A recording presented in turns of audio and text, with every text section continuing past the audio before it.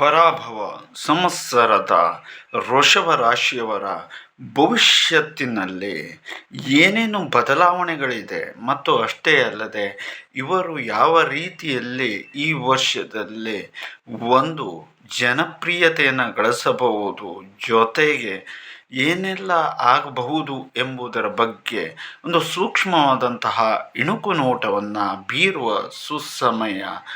ಎಲ್ಲೆಲ್ಲೂ ಕೂಡ ಹೊಸತೇ ಇರತಕ್ಕಂತಹದ್ದು. ಈ ವರ್ಷದಲ್ಲಿ ಇವರಿಗೆ ಉತ್ತಮವಾದಂತಹ ಲಾಭ ಇರತಕ್ಕಂತಹದ್ದು ಹಣದ ಕಾಸಿನಲ್ಲಿ, ಆನಂತರದಲ್ಲಿ ವ್ಯವಹಾರದ ನಿಟ್ಟಿನಲ್ಲಿ ಎಲ್ಲ ರೀತಿಯಲ್ಲೂ ಕೂಡ ಮೊದಲಿಂದ ಅಭಿವೃದ್ಧಿಯೇ ಕಾರಕನಾಗಿಯೂ ಅಭಿವೃದ್ಧಿಯತ್ತ ಇವರು ಇರತಕ್ಕಂಥದ್ದು. ಜೊತೆಗೆ ವಿಶೇಷವಾಗಿ ಹಣ ಹೇಳ್ತಕ್ಕಂಥದ್ದು ಹರಿದು ಬರುವ ಎಲ್ಲ ಸಾಧ್ಯತೆಗಳು ಕೂಡ ಈ ಒಂದು ರಾಶಿಯಲ್ಲಿ ಜನಿಸಿರ್ತಕ್ಕಂಥವರಿಗೆ ಶುಭದಾಯಕವಾದಂತಹ ಫಲವನ್ನು ಕೊಡ್ತಾ ಇರತಕ್ಕಂಥದ್ದು. ಆದರೆ ಗುರುವಿನ ಒಂದು ಅನುಗ್ರಹ ಹೇಳ್ತಕ್ಕಂಥದ್ದು ಇನ್ನೂ ಜಾಸ್ತಿಯಾಗಿ ಪಡ್ಕೊಳ್ಬೇಕಾಗತ್ತೆ. ಜೊತೆಯಲ್ಲೇ ಶನಿಯ ಅನುಗ್ರಹವೂ ಕೂಡ ಬೇಕು.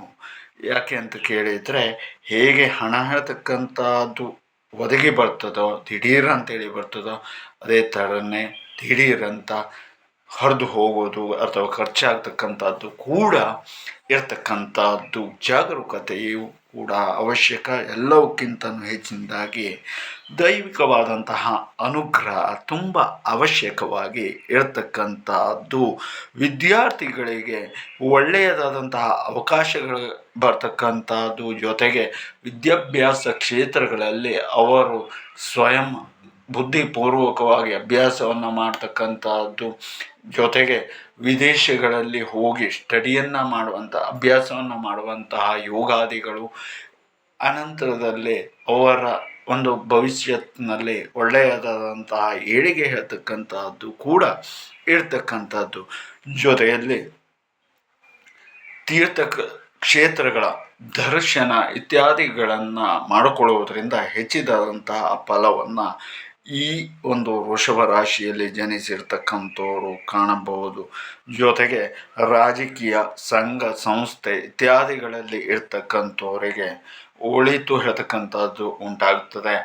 ಆದರೆ ಒಂದು ಜಾಗ್ರತೆಯ ವಿಚಾರ ಅಂತ ಹೇಳಿದರೆ, ಅಲ್ಲಿ ಮಿತ್ರತ್ವದಿಂದ ಇದ್ದು ನಿಮಗೇನೆ ಲಾಭ, ನಿಮ್ಮ ಕೈಯಿಂದನೇ ಲಾಭವನ್ನು ಪಡೆದು ಆನಂತರದಲ್ಲಿ ನಿಮಗೆ ತೊಂದರೆಯನ್ನು ಉಂಟು ಮಾಡುವಂತಹ ಮಿತ್ರರು ಇರ್ತಾರೆ.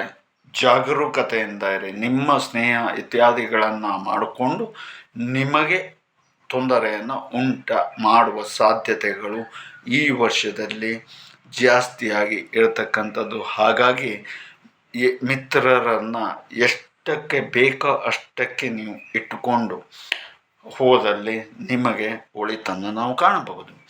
ಜೊತೆಗೆ ಇನ್ನು ಬಂಧು ಮಿತ್ರರು ಹಾಗೂ ಶತ್ರುಗಳ ಭಯ ಇತ್ಯಾದಿಗಳು ಕೂಡ ಇರ್ತಕ್ಕಂಥದ್ದು. ಜೊತೆಗೆ ಬಂಧುಗಳು ನಿಮ್ಮ ಹೆಗಲ ಮೇಲೆ ಕೂತುಕೊಳ್ಳುವಂಥ ಸಾಧ್ಯತೆಗಳು ಕೂಡ ಇರ್ತದೆ. ಮತ್ತು ಬಂಧುಗಳಿಂದಾಗಿಯೂ ಕೂಡ ಮೋಸ ಹೋಗುವ ಸಾಧ್ಯತೆಗಳು ತುಂಬಾ ಜಾಸ್ತಿ ಇರತಕ್ಕಂತಹದ್ದು.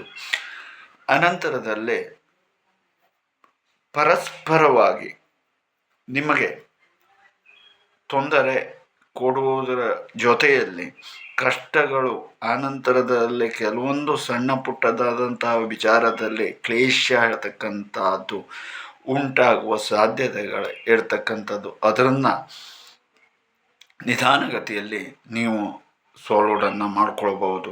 ಜೊತೆಗೆ ಕೆಲವರು ಆಸ್ತಿಗೆ ಸಂಬಂಧಪಟ್ಟಂತೆ, ಇನ್ನು ಕೆಲವರು ವ್ಯವಹಾರದ ನಿಟ್ಟಿನಲ್ಲಿ, ಇನ್ನು ಕೆಲವರು ಕಲಹದಲ್ಲಿ ಸಿಕ್ಕಿ ಏನಾದರೂ ಕೇಸು ಇತ್ಯಾದಿಗಳಲ್ಲಿ ಕೋರ್ಟಿನಲ್ಲಿ ಯಾರು ಇದ್ದಲ್ಲಿ ಅವರಿಗೆ ಅದರಿಂದ ಹೊರಗೆ ಬರುವಂತಹ ಒಂದು ಅವಕಾಶ ಇರತಕ್ಕಂಥದ್ದು ಕೂಡ ಈ ವರ್ಷದಲ್ಲಿ ಇರತಕ್ಕಂಥದ್ದು.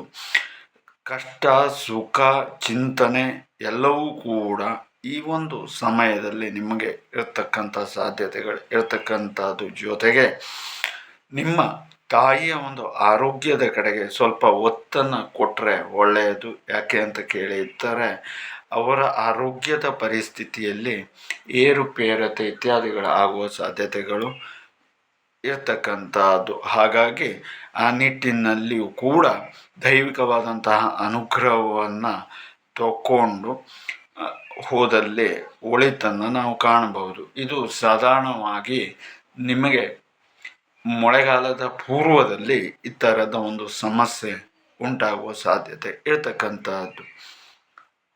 ಅನಂತರದಲ್ಲಿ ಜುಲೈ ತಿಂಗಳಿನ ನಂತರದಲ್ಲಿ ನಿಮ್ಮ ಒಂದು ಒಳಿತಿನಲ್ಲಿ ನೀವು ಸಾಗ್ತೀರಿ. ಆನಂತರದಲ್ಲಿ ವಾಹನ ಇತ್ಯಾದಿಗಳನ್ನು ಯಾರ್ಯಾರು ಪಡಿಬೇಕು ಅಥವಾ ಖರೀದಿ ಮಾಡಬೇಕು ಅಂತ ಹೇಳೋದಾಗಿ ಎಲ್ಲ ಅಂದ್ಕೊಂಡಿರ್ತಾರೆ, ಅಂಥವರಿಗೆ ಖರೀದಿಯನ್ನು ಮಾಡುವ ಯೋಗ ಹೇಳ್ತಕ್ಕಂಥದ್ದು ಬರ್ತಕ್ಕಂಥದ್ದು. ಜೊತೆಯಲ್ಲಿ ತದನಂತರದಲ್ಲಿ ಭೂಮಿ ಖರೀದಿಯನ್ನು ಮಾಡುವಂಥದ್ದು, ಮನೆಯನ್ನು ಕಟ್ಟುವಂಥದ್ದು, ಆನಂತರದಲ್ಲಿ ಕೆಲವೊಂದು ಕೆಲಸ ಕಾರ್ಯಗಳ ಹೇಳ್ತಕ್ಕಂಥದ್ದು ಕೂಡ ಕೈಗೂಡಿ ಬರ್ತಕ್ಕಂಥದ್ದು. ಅದೇ ಸಮಯದಲ್ಲಿ ಅನಂತರದಲ್ಲಿ ಅವರಿಗೆ ರಕ್ತ ಸಂಬಂಧಿಕವಾದಂತಹ ಕೆಲವೊಂದು ಕಾಯಿಲೆ ಹೇಳ್ತಕ್ಕಂಥದ್ದು ಈ ವೃಷಭ ರಾಶಿಯಲ್ಲಿ ಜನಿಸಿರ್ತಕ್ಕಂಥವರಿಗೆ ಉಂಟಾಗುವ ಸಾಧ್ಯತೆ ಇರತಕ್ಕಂಥದ್ದು. ಅದಕ್ಕೆ ಸೂಕ್ತವಾದಂತಹ ರೀತಿಯಾದಂತಹ ಪರಿಹಾರವನ್ನು ಮುಂಚಿತವಾಗಿ ತೆಗೆದುಕೊಂಡ್ರೆ ತುಂಬಾ ಒಳ್ಳೆಯದು. ಜೊತೆಯಲ್ಲಿ ಅದರಿಂದಾಗಿ ಹಾರ್ಟಿಗೆ ಸಂಬಂಧಪಟ್ಟಂತೆ ಎಷ್ಟೋ ಜನರಿಗೆ ತೊಂದರೆ ಉಂಟಾಗಬಹುದು. ಆ ನಿಟ್ಟಿನಲ್ಲಿ ತುಂಬಾ ಜಾಗರೂಕತೆಯಿಂದ ಇರುವುದು ಬೆಟರು. ಮತ್ತು ಅಷ್ಟೇ ಅಲ್ಲದೆ ಅದಕ್ಕೆ ಸಣ್ಣವರು, ದೊಡ್ಡವರು, ಆನಂತರದ ವಯಸ್ಸಾದವರು ಹೇಳ್ತಕ್ಕಂತಹ ಪರಿಭೇದ ಹೇಳ್ತಕ್ಕಂಥದ್ದು ಯಾವುವೂ ಕೂಡ ಇಲ್ಲ. ದೊಡ್ಡವರು, ಸಣ್ಣವರು ಎಲ್ಲರಿಗೂ ಕೂಡ ಇದು ಅನ್ವಯಿಸುವಂತಹದ್ದು. ಹಾಗಾಗಿ ಸ್ವಲ್ಪ ಜಾಗರೂಕತೆಯಿಂದ ಅವರು ಇದ್ದು ಒಳ್ಳೆಯದನ್ನು ಅವರು ನಿರೀಕ್ಷೆಯನ್ನು ಮಾಡ್ಕೊಳ್ಬೋದು. ಮತ್ತು ಈ ಎಲ್ಲ ಸಮಸ್ಯೆಗಳನ್ನು ಯಾವುದೋ ನಾವು ಔಷಧಿಯಿಂದ ಸರಿಪಡಿಸ್ಕೊಂಡು ಬಿಡ್ತೇವೆ ಅಂತ ಹೇಳಲಿಕ್ಕೆ ಸಾಧ್ಯವಿಲ್ಲ. ಯಾಕೆ ಅಂತ ಕೇಳಿದರೆ ಪ್ರತಿಯೊಂದು ಕೂಡ ಗ್ರಹಮಾನದ ನಿಮಿತ್ತದಿಂದಾಗಿ ಉಂಟಾಗುವುದರಿಂದಾಗಿ ಗ್ರಹಕ್ಕೆ ಸಂಬಂಧಪಟ್ಟಂತಹ ರೀತಿಯಾದಂತಹ ದೈವಿಕವಾದಂತಹ ಶಕ್ತಿ, ಈಗ ರಕ್ತ ವಿಕಿರಣದಿಂದಾಗಿ ಈ ರೀತಿಯಾದಂತಹ ಸಮಸ್ಯೆ ಉಂಟಾಗುತ್ತೆ ಹೇಳಿದ್ರೆ ರಕ್ತ ಶುದ್ಧತೆಯ ಮಂತ್ರ ಅಥವಾ ಆ ಒಂದು ದೇವರ ಅನುಗ್ರಹವನ್ನು ತೆಗೆದುಕೊಂಡ್ರೆ ಮಾತ್ರ ಇದು ನಾವು ತಗೊಳ್ಳುವಂಥ ಆಹಾರ ಆಗಿರ್ಬೋದು, ಇನ್ನೊಂದಾಗಿರ್ಬೋದು, ಅದು ಶುದ್ಧತೆಯನ್ನು ಮಾಡಿಕೊಡ್ತದೆ ಹೊರತು ಮತ್ತು ಯಾವುದೇ ಔಷಧಿಗಳಿಂದ ಇದನ್ನು ಸರಿಪಡಿಸುವುದು ಕಷ್ಟವಾಗಬಹುದು ಅಥವಾ ಆಗತ್ತೆ. ಯಾಕೆ ಅಂತ ಕೇಳಿದರೆ ಔಷಧಿ ಹೇಳ್ತಕ್ಕಂಥದ್ದು ತಾತ್ಕಾಲಿಕ, ದೈವಿಕವಾದಂತಹ ಅನುಗ್ರಹ ಶಾಶ್ವತವಾಗಿ ಪರಿಣಾಮವನ್ನು ಕೊಡ್ತಕ್ಕಂಥದ್ದು. ಆನಂತರದಲ್ಲಿ ಕೆಲವೊಂದು ಕಷ್ಟ ಇತ್ಯಾದಿಗಳನ್ನು ಅನಂತರದಲ್ಲಿ ಸಮಸ್ಯೆಗಳನ್ನು ನೀವು ಧೈರ್ಯದಿಂದಾಗಿ ಎದುರಿಸಬೇಕಾದಂತಹ ಅನಿವಾರ್ಯತೆ ಇದೆ. ಧೈರ್ಯ ಸರ್ವತ್ರ ಸಾಧನமாக ಇರಬೇಕು. ಮತ್ತು ಅಷ್ಟೇ ಅಲ್ಲದೆ ಮಾನಸಿಕವಾಗಿ ಎಷ್ಟೇ ಒತ್ತಡಗಳಿದ್ದರೂ ಕೂಡ ಅದನ್ನೆಲ್ಲವನ್ನೂ ಕೂಡ ಪಕ್ಕಕ್ಕೆ ಇಟ್ಟು ಪ್ರತಿನಿತ್ಯನೂ ಕೂಡ ಒಂದು ಅರ್ಧ ಗಂಟೆನಾದರೂ ಕೂಡ ದೇವರ ನಾಮಸ್ಮರಣೆಗಳನ್ನು ನೀವು ಮಾಡಿಕೊಳ್ಳುವುದರಿಂದ ನಿಮ್ಮ ಒಂದು ಚಿಂತನೆ ಅಥವಾ ಮಾನಸಿಕವಾದಂತಹ ಒತ್ತಡ, ಅನಂತರದ ಕೆಲವಷ್ಟು ಹೋಗಬೇಕಾದಂತಹ ಸಮಸ್ಯೆಗಳೆಲ್ಲವೂ ಕೂಡ ತಪ್ಪುವಂಥದ್ದು ಉಂಟಾಗ್ತದೆ. ಇವ್ಯಾವೂ ಕೂಡ ಕಣ್ಣಿಗೆ ಕಾಣುವುದಿಲ್ಲ. ಆದಮೇಲೆ ನಾವು ಅನುಭವಿಸೋಕ್ಕಿಂತನೂ ಆಗೋ ಪೂರ್ವದಲ್ಲೇ ನಾವು ಎಚ್ಚೆತ್ತುಕೊಂಡು ಮುಂದಕ್ಕೆ ಸಾಗಿದರೆ ಒಳ್ಳೆಯದು. ಜೊತೆಯಲ್ಲಿ ಸಾಮಾಜಿಕ ಕ್ಷೇತ್ರದಲ್ಲಿ ಒಳ್ಳೆಯದಾದಂಥ ಹೆಸರು, ಕೀರ್ತಿ, ಅನಂತರದಲ್ಲಿ ಪ್ರಶಸ್ತಿ ಇತ್ಯಾದಿಗಳು ಕೂಡ ಕೆಲವರಿಗೆ ಬರ್ತಕ್ಕಂಥದ್ದು. ಅನಂತರ ಸಂಸಾರಿಕವಾದಂತಹ ಜೀವನದಲ್ಲಿ ಒಮ್ಮೆ ಸಣ್ಣ ಪುಟ್ಟದಾದಂತಹ ಕಿರಿಕಿರಿಯನ್ನು ಹೊರತುಪಡಿಸಿದರೆ ನಿಮ್ಮ ಜೀವನ ಹೇಳ್ತಕ್ಕಂಥದ್ದು ಸಾಂಸಾರಿಕದಲ್ಲಿ ಸ್ವಲ್ಪ ಚೆನ್ನಾಗಿ ಇರುತ್ತೆ. ಜೊತೆಯಲ್ಲಿ ಅದರಿಂದಾಗಿ ಒಳಿತನ್ನು ನಾವು ಕಾಣಬಹುದು. ಆದರೆ ಕೆಲವೊಂದು ಆಕಸ್ಮಿಕವಾದಂತಹ ಸಮಸ್ಯೆ ಎದುರಿಗೆ ಬಂದಾಗ ಈಗ ತುಂಬ ವ್ಯಕ್ತಿಗಳು ತುಂಬ ಅವರು ಸ್ಥೀಮಿತವನ್ನು ಕಳ್ಕೊಳ್ತಾ ಇದ್ದಾರೆ. ಯಾಕೆ ಅಂತ ಕೇಳಿದರೆ, ಎಲ್ಲೋ ಒಂದು ಕಡೆಯಿಂದ ದೈವಿಕ ಶಕ್ತಿ ಅಥವಾ ಆರಾಧನೆ ಮಾಡಲಿಕ್ಕೆ ಅಥವಾ ಒಂದು ಅರ್ಧ ಗಂಟೆ ಪರಮಾತ್ಮನನ್ನು ಧ್ಯಾನ ಮಾಡಲಿಕ್ಕೂ ಕೂಡ ಅವರಿಗೆ ಸಮಯವಿಲ್ಲ. ಕೆಲವರು ಮೊಬೈಲಲ್ಲಿ ಬ್ಯುಸಿಯಾಗಿರ್ತಾರೆ, ಇನ್ನು ಕೆಲವರು ಟಿ ವಿಯಲ್ಲಿ ಬ್ಯುಸಿಯಾಗಿರ್ತಾರೆ, ಇನ್ನು ಕೆಲವರು ಕೆಲಸದಲ್ಲಿ ಬ್ಯುಸಿಯಾಗಿರ್ತಾರೆ. ಆದರೆ ಆ ಒಂದು ಸಮಯದಲ್ಲಿಯೇ ಒಂದು ಸಣ್ಣದಾದಂತಹ ಅವಕಾಶವನ್ನು ಮಾಡಿಕೊಂಡು ಧ್ಯಾನ ಇತ್ಯಾದಿಗಳನ್ನು ನಾಮಸ್ಮರಣೆಯನ್ನು ವಿಶೇಷವಾಗಿ ಮಾಡುವುದರಿಂದಾಗಿ ಕೆಲವೊಂದು ಈ ಡೈವರ್ಷನ್ನಂಥದ್ದು ಆನಂತರದಲ್ಲಿ ಒಂದಿಷ್ಟು ಮಾನಸಿಕವಾಗಿ ಒತ್ತಡವನ್ನು ತಪ್ಪಿಸಿಕೊಳ್ಳಬಹುದು. ಜೊತೆಗೆ ಹೃದಯಾಘಾತದಂತಹ ಸಮಸ್ಯೆಗಳನ್ನು ನಾವು ಕಡಿಮೆ ಮಾಡ್ಕೊಳ್ಬಹುದು. ಹಿಂದಿನವರೆಲ್ಲ ಅವರು ಎಷ್ಟೇ ಕೆಲಸವನ್ನು ಮಾಡಲಿ ಮತ್ತು ಎಷ್ಟೋ ಸಾಧನೆಗಳನ್ನು ಮಾಡಿ ತೋರಿಸಿದ್ದಾರೆ.